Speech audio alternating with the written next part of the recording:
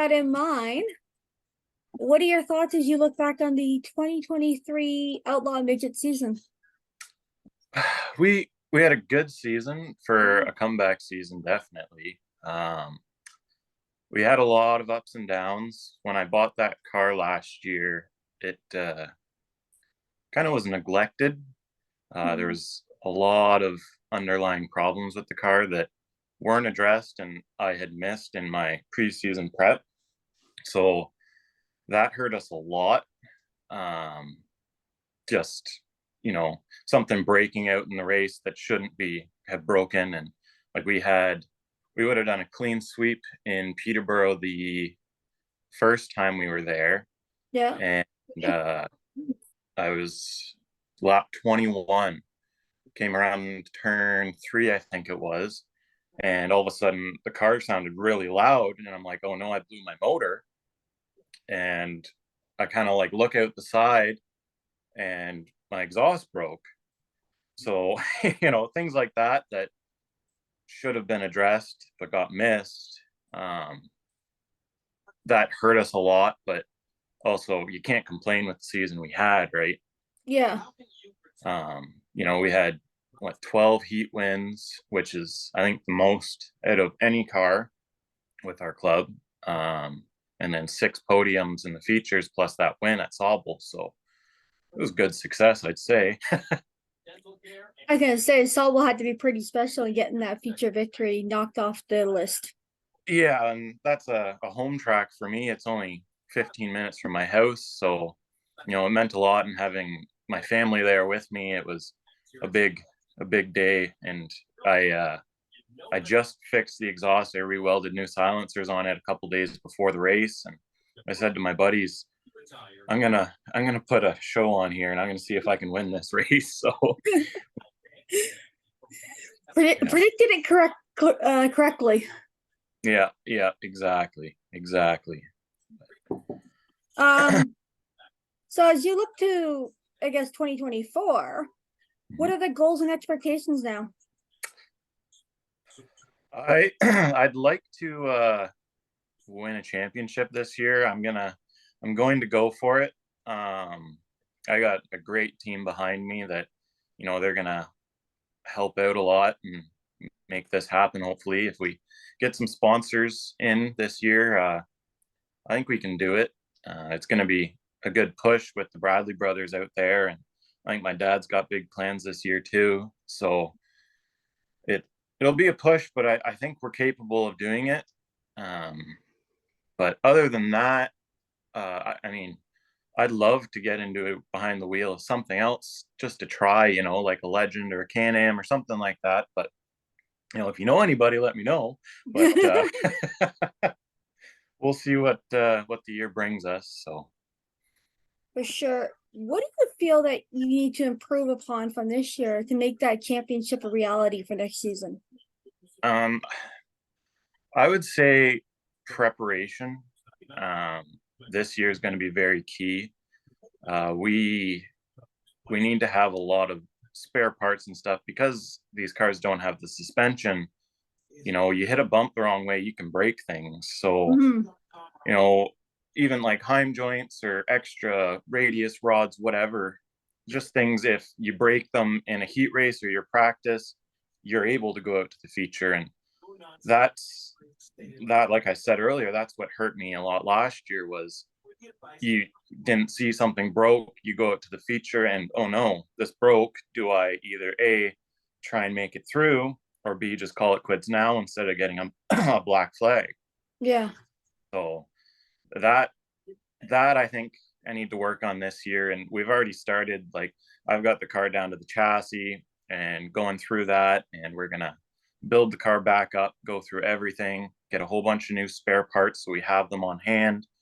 So if anything goes wrong, we can fix it. What's your favorite track to race on in the province? That's a tough question. Mhm. I really like Peterborough, Okay. and I've had great success there, but it's a really far drive for me. Like, it's 4 hours each way.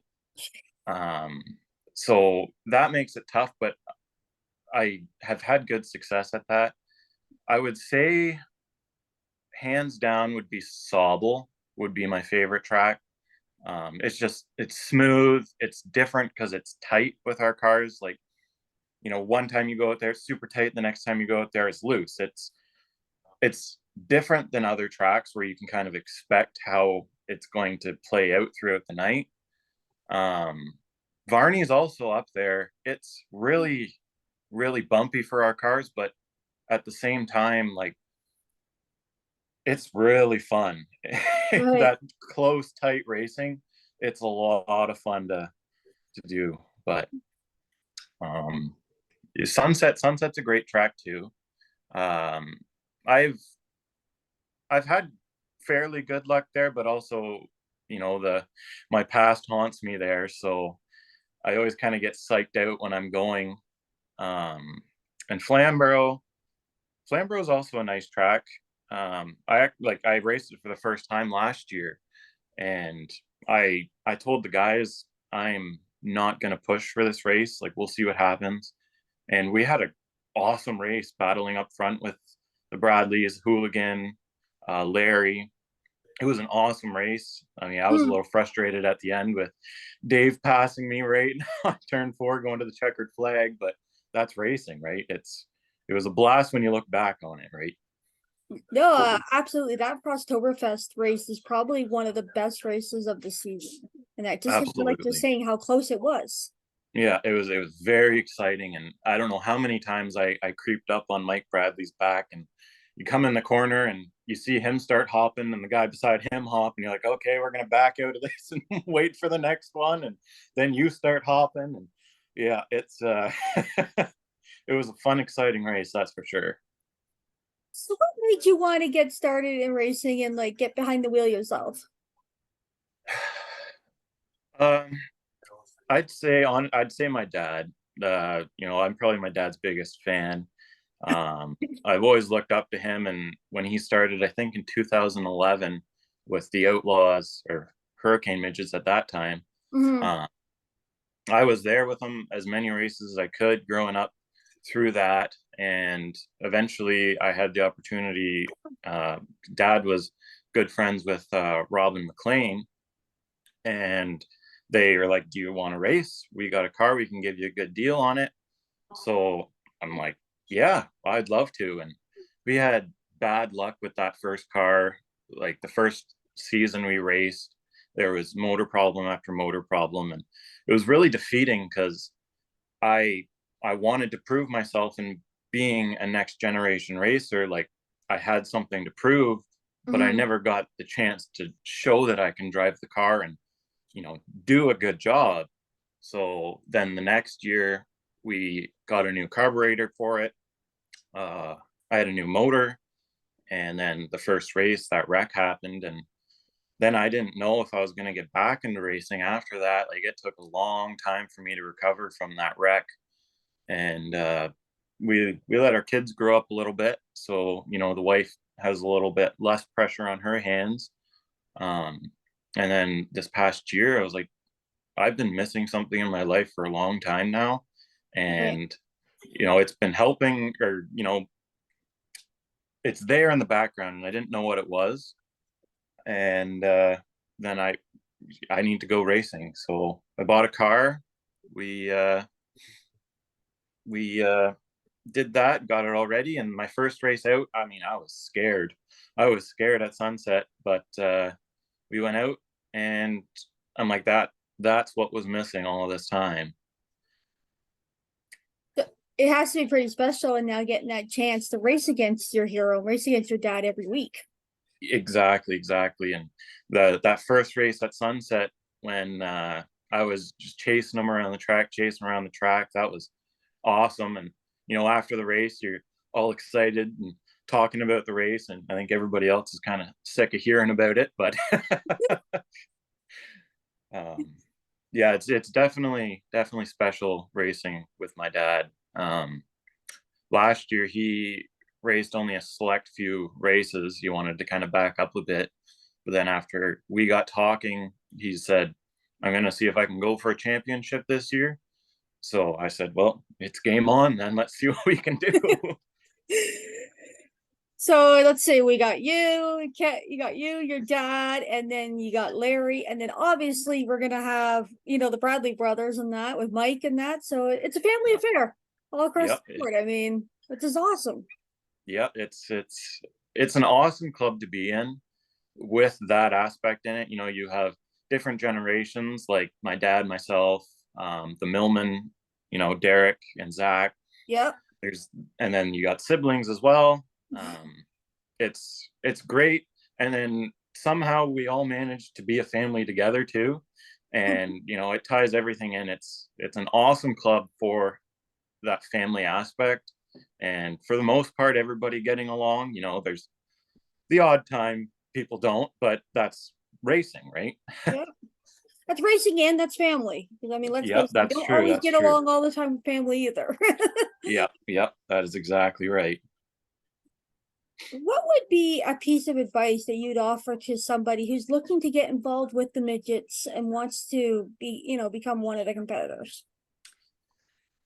Um, you got to be patient with our cars. A lot can go wrong.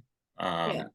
Being a two-stroke motor, being no suspension, the small wheels, there's a lot of moving parts in these cars. And when we were at the AGM this year, there was a new guy there, and I said, make sure you're prepared, but also when you're out on the track, make sure you hold your line. With our cars, that is crucial.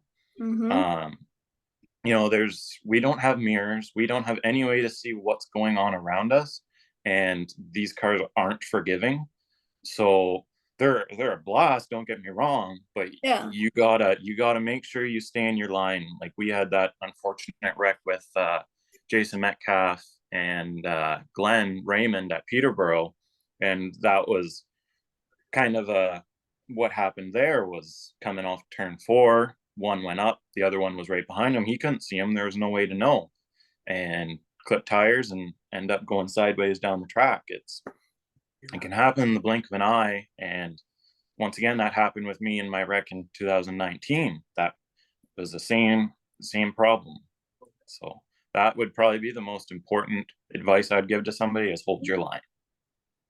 Last question. You mentioned it earlier. You want to try something down the road, maybe a Can-Am, maybe a Legend. So Yeah, what's that dream car you want to get behind the wheel of? one of those, I would say. I I mean, those Can-Am midgets, they've always been like amazing to me. They're awesome cars, and I think the rush of driving those cars would be amazing. And same with the Legends. Like they're super cool cars. They Mm-hmm. look awesome, but just the way they drive, the way they sound, everything, they're sweet. So one of those two would be definitely a dream. All right. So if anybody's listening, now we know. Now we know what to attempt to get you behind the wheel of. Yeah, that's right. That's right. All righty.